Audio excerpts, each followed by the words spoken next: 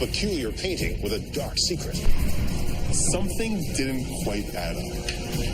A real-life get-out-of-jail-free card. This game wound up saving thousands of lives. And the Founding Fathers' surprising act of espionage. This was so important to Jefferson, he was willing to thwart international law. Deep in the vaults of the world's greatest institutions lie extraordinary relics, tales of intrigue and wonder, and secrets waiting to be revealed. These are the mysteries at the museum.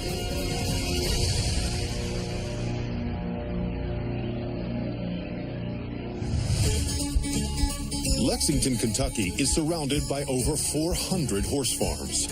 But the city known as the horse capital of the world is also a center for the arts. And celebrating its creative side is the Art Museum at the University of Kentucky. Its collection features more than 4,000 objects, including a Mexican funerary sculpture, a series of wicker chairs, and a painting of George Washington. But tucked away in the museum's archives is perhaps its most controversial item. It's oil paint on a wood panel, made with impressionistic loose brushstrokes. It depicts a landscape with a horse-drawn carriage, buildings in the background, and what appear to be farmers. In the left-hand corner, there's a signature, S. Lapine. This painting captures the bucolic magic of the French countryside. But according to journalist Seth Porges, the impact it had on the art world was anything but placid. This painting had everybody scratching their heads. What mystery lurks behind the brushstrokes of this French landscape? 2008, Matt Leininger is the registrar at the Oklahoma City Museum of Art and is tasked with managing the facility's growing catalog. Matt is diligent, he's dedicated to his job, he is dogged. It's his job to evaluate new pieces that might enter the museum's collection. He wants to make this a great museum. And Leininger is about to get his chance. One day, a reclusive patron of the arts, a man named Mark Landis, visits the museum. Landis explains that he is donating a painting to the collection. Mark Landis was thought to be a generous man who had these works of art that he wanted to share with the world just because. The gift is a watercolor by the French artist Louis Vuitton. It's a valuable addition to the museum. If you're Leininger, you've got to be just a little bit excited. It's not every day that somebody comes to Oklahoma City and says, here is a great piece of art, take it. The new acquisition is mounted in the museum's post-impressionist gallery. But that's not the last Leininger will hear from this quirky benefactor. Just 1 month later, the institution receives another large package from Landis. It contains 5 more canvases, among them a tiny jewel of a landscape by the 19th century artist Stanislas Lapine. Leininger is thrilled. This gives the museum hope that it can elevate itself and its reputation to the next level. But before he can formally include the new works in the museum's catalog, Leininger must file some paperwork. He is doing research for this report when he stumbles across something odd. There was a press release from a museum in St. Louis saying that they had received the exact same work of art. If the art was in St. Louis, how could it be in Oklahoma City? Something didn't quite add up. Baffled by the press release, Leininger takes a closer look at the landscape by Lapine. And he makes a stunning discovery. The supposedly 100-year-old composition smells of linseed oil, a pigment binder used in oil paintings. Smells wear off. After 100 years, linseed oil, it's not going to be there anymore. Now, Leininger is convinced that something is wrong. So he examines the painting under a black light. It glowed bluish white. Now, this is a sign that the canvas had been treated with modern chemicals. At this point, Leininger knows this is not a French Impressionist piece of art. This is a forgery. The curator realizes that all of the paintings donated by Landis, including the one he has been proudly displaying in the gallery for weeks, are fakes.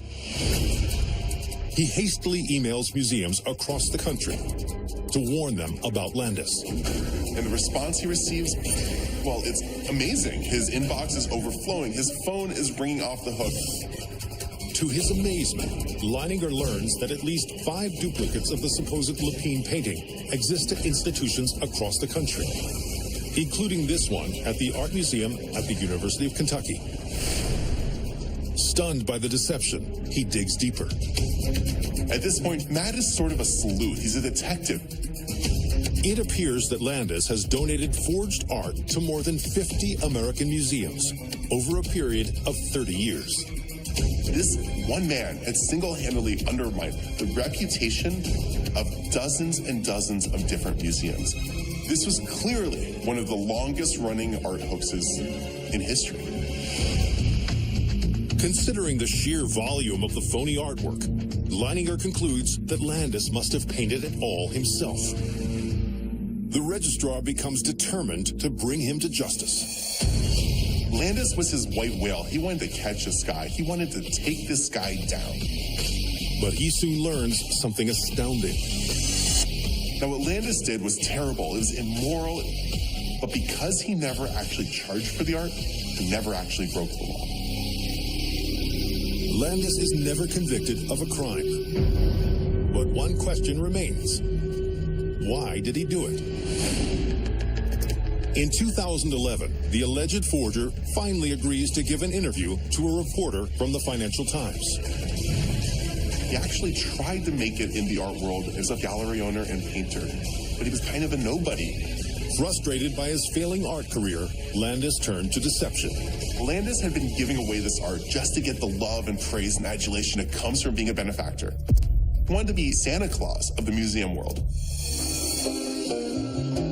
Yet, regardless of his deception, some have argued there is value in his paintings. What's amazing when you look at these forgeries is how good they are. Landis was actually a really talented artist. He recreated these great works of art using materials he bought for a couple of dollars at Walmart and Hobby Lobby. In 2012, Matt Leininger curates an exhibition entitled Faux Real, which features 60 of Landis's fakes. It opens to a flood of publicity. Landis wants to be loved by the art world. It's sort of ironic, but by getting caught and by having an art show of his own, he sort of got that. And today, this oil painting at the Art Museum at the University of Kentucky serves as an illustration of the lengths some will go to live their dreams. Scotland's capital city of Edinburgh boasts a unique skyline featuring sweeping green hills, ancient castles, and even dormant volcanoes. But in the heart of this historic metropolis sits an institution dedicated to culture, art, and science, the National Museum of Scotland. The collection includes a replica tomb of Mary, Queen of Scots, a taxidermied native wildcat, and the world's first bionic arm. But tucked among these celebratory objects is a set of artifacts that casts a decidedly uneasy feeling. They are made of wood. They're about 4 inches long, about 1 inch across. Inside each of these is a tiny little figure, almost like a little doll. According to keeper of Scottish history and archaeology, George Dalgleish, these ghoulish figurines have held Scotland in their thrall for over a century. These figures were at the centre of one of Scotland's most perplexing mysteries. So what are these strange wooden coffins? 1836, Edinburgh, Scotland. A group of schoolboys are hunting rabbits near a large hill known as Arthur's Seat. But on this balmy summer day, they're about to capture more than just their dinner. It was quite a wild, overgrown area, and they found this kind of little, I suppose a small cave or a small cavity. Some stones had been piled up. Intrigued, the boys investigate. And when they look deeper, they catch sight of something buried among the rocks. In the darkness, they see 17 wooden boxes. Inside each one is a small figure dressed in linen clothing. Painted on their faces is a lifeless, fixed expression. They appear to be a set of miniature coffins. The boys must have been spooked by this. Curious to know what it is they have found, the young men bring them to a local archaeological society. They looked at them quite carefully and realised that nothing like this really had been recorded in Scotland before. Nobody knew what these figures were, where they came from, or what they represented. News of the schoolboys' bizarre discovery spreads throughout Scotland. The coffins generated a huge amount of interest and discussion. Everybody thought that they'd been in the ground for a very long time, that they were ancient, and there were all sorts of theories grew up about them. Some speculate the coffins have a sinister purpose: witchcraft. Arthur's Seat was renowned as a centre for witchcraft, and people thought that witches did use figures to try and cast spells on people. But the theory doesn't entirely hold water. These little figures, they've been beautifully made, beautifully constructed. There's a great deal of love and care. They're not obviously things that you're trying to damage or destroy as a practice of witchcraft. So that argument doesn't work very well. It seems that no one can come up with a valid explanation. In 1901, the figures are donated to the National Museum of Scotland. And over the years, the mystery of their origin continues to confound both experts and the public alike. For almost a century, these miniature coffins are a great mystery. But then, in 1994, two historians at Edinburgh University take on the case. And what they discover is more disturbing than anyone could have imagined.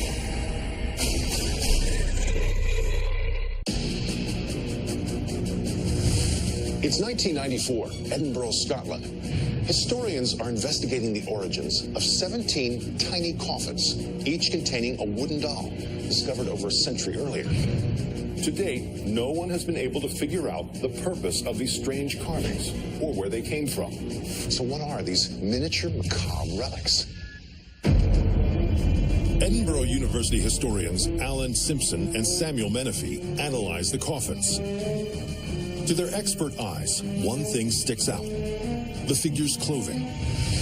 It became very clear that the thread was not available before about 1820. The revelation is stunning. The coffins are not ancient, as was previously believed. In fact, they must have been buried just a few years before they were discovered. This is a big shock to everybody. And that then raises the question, if they weren't ancient, they weren't to do with witchcraft, what were they to do with? What did they represent? Researchers wonder if an event in Scotland's past, around the same time the coffins were unearthed, could be linked to their origin. They comb through record books and discover something chilling. In 1828, Scotland was rocked by a grisly case known as the Westport Murders. The culprits, William Burke and William Hare, were serial killers who sold their victims' corpses to medical schools for dissection. The victims were never given a proper burial. Burke and Hare were responsible for the deaths of 17 people, the same number as that of the coffins that were uncovered in 1836. This was a major surprise. With this information, finally, a valid theory emerges. Many believe that a kind-hearted local carved the figures and buried them in a mock funeral. People in this period really believed that you needed to have a body to bury so that at the resurrection there was a body to resurrect. It's possible that someone in Edinburgh was so upset by the murders that they felt they had to do something to try and give the victims a bit of peace. Today, 8 of the original 17 coffins are on display at the National Museum of Scotland, representing one of Edinburgh's most enduring archaeological mysteries. Terschelling in the Netherlands. This island is famous for its cranberry trade, which began in the 1840s. when a shipwreck scattered crates of the fruit along the coast. And celebrating the tradition of salvaging maritime treasures is the Wrakke Museum. The institution showcases objects washed ashore by the tide, such as giant cannons, vintage coins, and a collection of divers' helmets. But amongst these easily identified oddities is one item that was long shrouded in mystery. This artifact is 16 inches by 14 inches. It's brown, and interestingly, across the front of it are lots of letters that don't really make any sense. According to journalist Louise Holland, this curious plaque was at the center of a mystery that spawned a global investigation. This story is about strangers from all over the world who joined together to unlock a mystery of the high seas. What is this strange block, and where did it come from?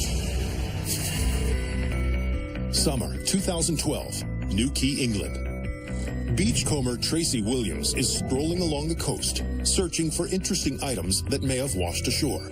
Tracy Williams spends a lot of time walking along the beaches, seeing what cute little artifacts that she can find. She loves history and interesting objects. On this particular day, it seems she might leave empty-handed. And then something out of the corner of her eye grabs her attention. Williams notices a strange square object, partially obscured by the sand. She's used to seeing odd things washing up on the shore, but nothing quite as obscure as this. She examines the plaque and notes its rubbery texture. She's wondering, what is this? What's it for? There's no discernible use for it. But there is one feature that is most intriguing. Inscribed on one side is a set of cryptic markings. The letters on this mysterious block spell TJIPETIR. It's very confusing as to whether they're a bunch of random letters or actually if it's a word. Williams has never seen anything like it before. This strange object was really mysterious. The British beachcomber resolves to find out exactly what the bizarre slab is and where it came from. Back at home, Williams sets up a social media page to see if anyone else has come across a similar object. And for the title of the page, she uses the strange letters on the block. It was called the Chippetear Mystery. She posted all the information that she had and waited to see what would happen. To her surprise, the response is overwhelming. She suddenly gets inundated with people posting pictures of themselves with the blocks that they found. She's getting messages from England, but also from France, from Denmark, from Sweden. Williams is stunned. What are these bizarre blocks? And why are hundreds of them suddenly washing up all over Europe? It's 2012 in New Quay, England. Beachcomber Tracy Williams has discovered a strange rubbery block with the word Chippetear carved into it. But she's not the only one. Hundreds of similar tablets have washed up all across Europe. So what are these curious slabs? And where have they come from? Williams becomes obsessed with solving the riddle. And it seems she's not alone. All these strangers from all over Europe that have been taking part on social media have all banded together, and now they're working to really desperately find what connects these blocks. Williams trawls her fellow detectives' postings on her webpage. Amongst the many messages, there's one that stands out. A link to an old photo. The image shows a scene from Indonesia in the early 1900s. In the picture are stacks of what appear to be the strange blocks. There was an exact same size blocks with the word Chippetear on the front. Williams discovers that Chippetear is the name of an Indonesian plantation that produced a rubbery substance made from local tree sap. A precursor to plastic, the material was used in products across the world, such as dolls, industrial cables, and even golf balls. And what's really interesting is that they were transported on ships all over Europe. Williams examines the logbooks of lost vessels that sank while hauling the rubber blocks. It doesn't take long for her to home in on a potential match. It sank at exactly the right time in the North Atlantic, which meant that feasibly these blocks could have travelled to all the destinations that they were found. And this is no ordinary ship. Tracy started wondering if these blocks could come from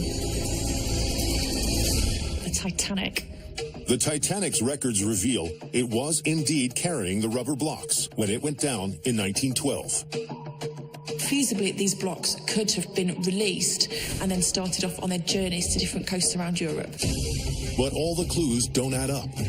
The Titanic's manifest lists just 100 tablets, yet Williams's social media page suggests several hundred blocks have washed ashore recently, far more than would have been from the Titanic. So it was a dead end for Tracy. But in the summer of 2013, Williams finally gets the break she's been waiting for. She learns of a Japanese vessel called the Miyazaki Maru. It was carrying thousands of blocks from Chipotier. In 1917, the ship was struck down by a German submarine during the First World War and sank just off the English coast. What's more, just a few months earlier, divers began a recovery attempt of the vessel. It turns out that there'd been a salvage operation going on quite recently, and it looks like during that salvage operation that all the blocks had been released and then started off on their journeys to different coasts around Europe. Most historians now agree that the sunken Miyazaki Maru is the most likely source of the Chipotier plaques.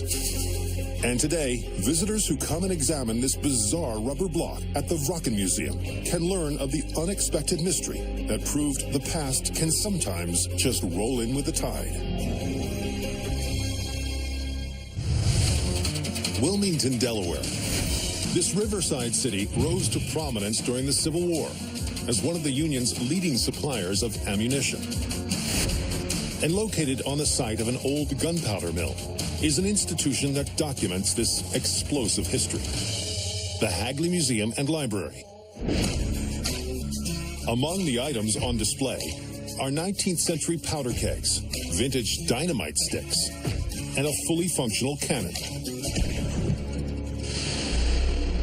But tucked away in the archives is a small object that looks more at home in a department store than on a battlefield. It is 3 inches tall, about 1.5 inches in diameter. It's made of clear glass. The label is yellow, a little faded, and features black text and a floral motif. According to archival specialist Andrew Engel, this artifact helped launch an organization that changed millions of lives around the world. It's the story of an unconventional business plan that was truly ahead of its time. How did this bottle of perfume give rise to one of America's most groundbreaking companies? I'm your Avon representative. It's 1888 in New York City. 30-year-old David McConnell is the owner and president of the Union Publishing Company. The venture sells books door to door to customers across the country. McConnell was involved in every part of the business and tried to make it the very best he could for not only himself, but for his representatives and salespeople. But McConnell's business is in trouble. Sales are poor. And the reason is clear. In the late 19th century, a traveling salesman would knock on a door during the day, and of course, a woman or a housewife would answer the door. Traveling salesmen were really thought of to be an annoyance to housewives, and they weren't really looked upon very favorably. McConnell thinks that perhaps his customers need more of an incentive to hear his salesman's pitch. And so he comes up with a novel approach. He sends his team out with a free giveaway: perfume. McConnell would offer the perfume samples to customers if they invited his salespeople into the home to make their pitch. Just as the young entrepreneur hoped, the free fragrance gets his salesmen into more homes than ever before. The perfume was the perfect icebreaker. Yet when McConnell reviews his balance sheet, the results are disappointing. It seems that even after taking the perfume samples, the housewives still aren't interested in buying the books. The future of the company hangs in the balance. McConnell must do something radical. He realizes he will need to revamp the very core of the business, and he thinks he knows how. The next big idea that was truly ahead of its time. But for it to work, he'll have to go all in. This was a huge risk for McConnell to take. It's the 1880s in New York City. David McConnell's door-to-door book-selling business is on the brink of failure. He needs a radical new idea to boost his bottom line. So what unexpected approach will McConnell employ to save his company from certain doom? McConnell realizes the solution has been right in front of him all along. The perfume samples turned out to be more popular than McConnell's books themselves. McConnell abandons selling books and focuses solely on selling perfume. McConnell had invested a lot of time, money, and energy into the publishing company, but he knew that he needed to take his business in an entirely new direction. But his most radical innovation is a change he makes to his workforce. He swaps his salesmen for saleswomen. At this time, it was really revolutionary for women to be out there, not only in the workplace, but also traveling and knocking on doors and making sales. McConnell's unconventional gamble pays off. The entrepreneur's female-driven sales force is so successful that the company eventually adds 5,000 more saleswomen to their payroll. Representatives really felt good about working. This was a way for them to gain their financial strength and independence. Over the next 20 years, McConnell's company diversifies its line of products, selling a range of cosmetics door-to-door. Ultimately, the company changes its name to Avon. Hello, I'm your Avon representative.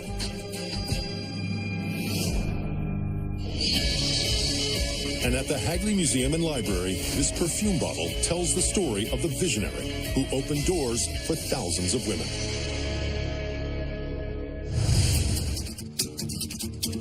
Charlottesville, Virginia, plays host to an historic site intimately tied to one of America's founding fathers, Thomas Jefferson.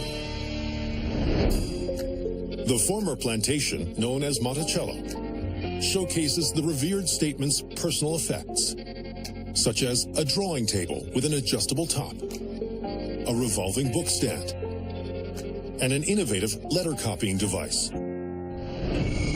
But amidst these writing and drafting implements is an item better suited for scientific study. It's about 4 inches tall, about 4 inches wide. It is made of brass and glass. It has a cylindrical body, 3 legs, and 2 lenses. As curator Emily Johnson can attest, this magnifying glass tells the story of the dangerous lengths Jefferson would go to save his nation.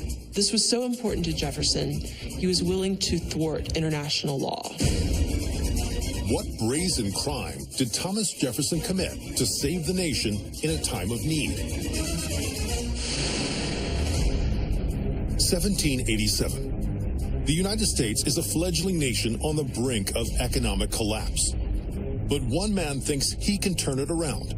The author of the Declaration of Independence and American minister to France, Thomas Jefferson. He believes that boosting America's trade with Europe will grow the economy. So he comes up with a novel idea to how to get it rolling. Rice. America's success depended on the agricultural staples that we were able to export. At the time, international consumers aren't buying American rice.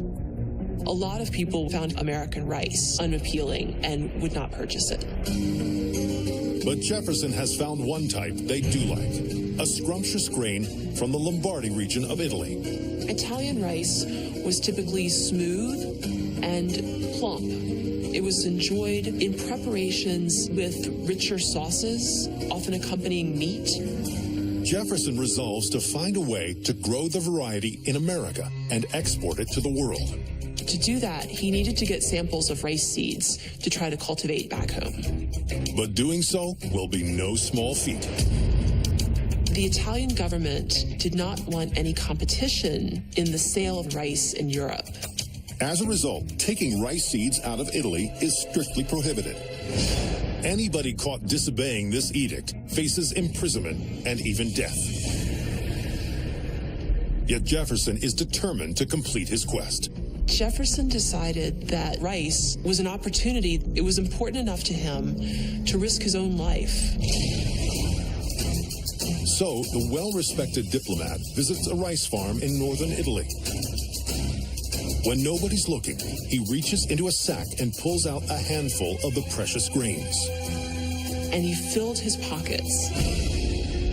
After securing the illegal contraband, Jefferson heads for the border. Jefferson knew that if you were caught, it was punishable by death. So can this daring founding father make it to America with his smuggled goods? It's 1787, Italy. Thomas Jefferson is hoping to boost America's failing economy by growing European rice. To do so, he is smuggling seeds out of Italy, a crime punishable by death. So can Jefferson make it across the border with his ill-gotten grains? Finally, Jefferson reaches the border. If he's caught with the rice on him, he could be executed.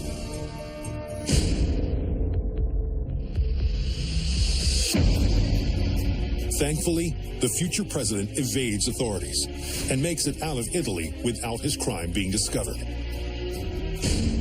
Over the next few years, Jefferson gathers samples of other varieties of rice. When he returns home, it's believed that he carefully examines the grains of rice with his botanical magnifier, now on display at Monticello, and grows them in a flower pot in his parlor. And thanks to Jefferson's foresight, farmers throughout the South begin to successfully grow the grains, igniting a lucrative industry for the country. When you think of Jefferson, people don't usually think conductor of industrial espionage, but what this shows is that Jefferson was willing to thwart authority in order to improve America. Despite all his achievements, Jefferson considers the introduction of a thriving rice crop as one of his greatest contributions to the country. And over 2 centuries later, at Monticello, this esteemed American's hand magnifier serves as a lasting reminder of a visionary statesman and his botanical act of espionage. Located on the banks of the Genesee River, Rochester, New York has a long tradition of innovation. Perhaps most notably, it's the birthplace of the first consumer camera. Rochester is also home to an institution that preserves a very specific slice of Americana, the Strong Museum. Devoted to the history and evolution of games and toys, its displays include a gigantic dollhouse, the first arcade game, and a life-sized pop-up book of a dragon. But among these oversized amusements is one rather small plaything. This item measures 19 inches by 19 inches square, and it comes with many parts, including an instruction book, playing pieces, and fake money. According to curator Chris Bench, one of these beloved board games was used for more than just fun. The world's most famous game has a top-secret history. What role did a Monopoly board play in a thrilling tale of danger, espionage, and a great escape?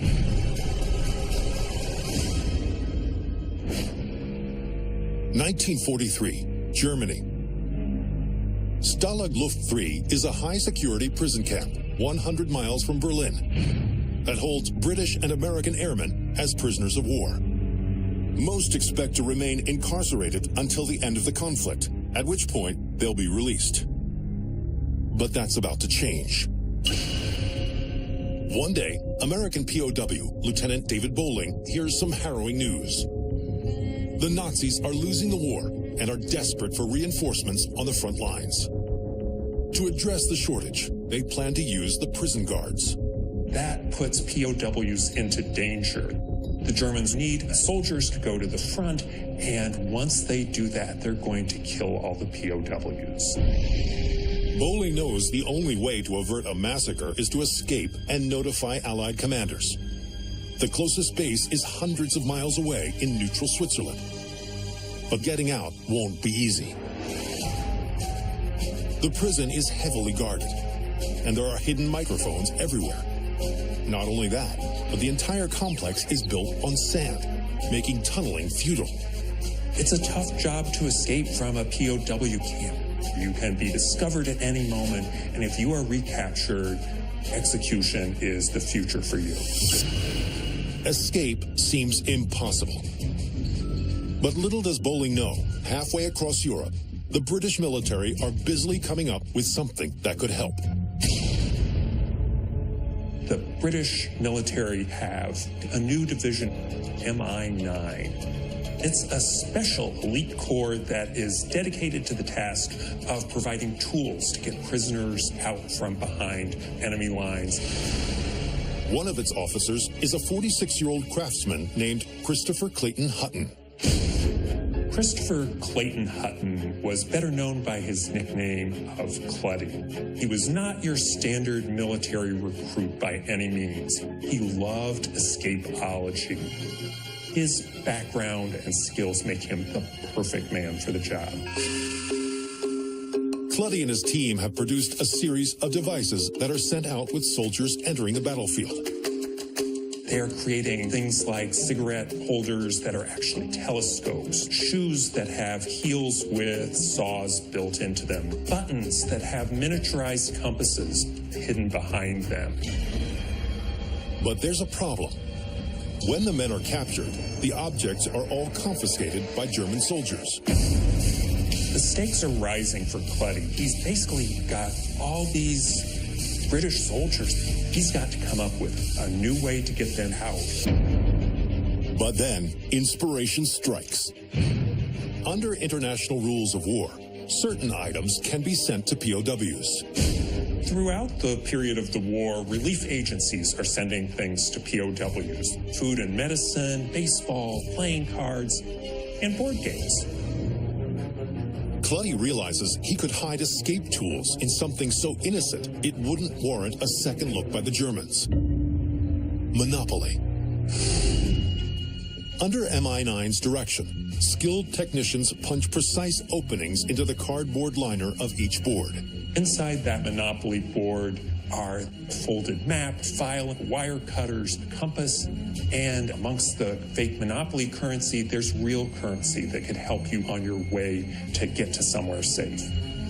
To the untrained eye, the games look indistinguishable from any other set. But for a soldier, Clutty's team puts the special Monopoly boards in care packages and sends them to Allied POWs. This needs to work. Thousands of POWs are in tremendous immediate danger. So can the made-to-order Monopoly boards save the prisoners of war? It's 1943 at the Stalag Luft III prisoner of war camp in Germany.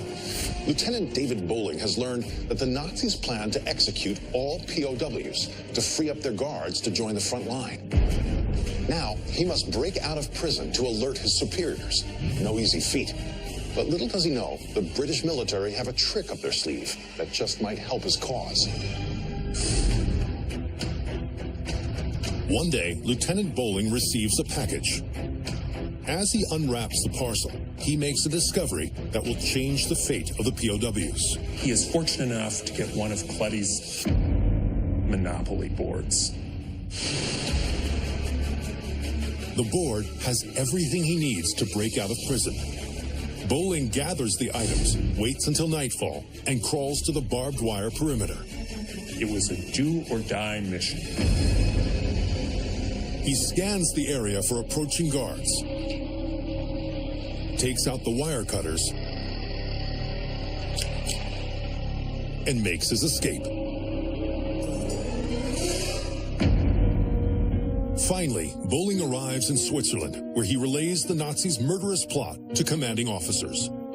In response, the Allies threaten the Germans with retribution, foiling the Nazi plan and saving countless POWs.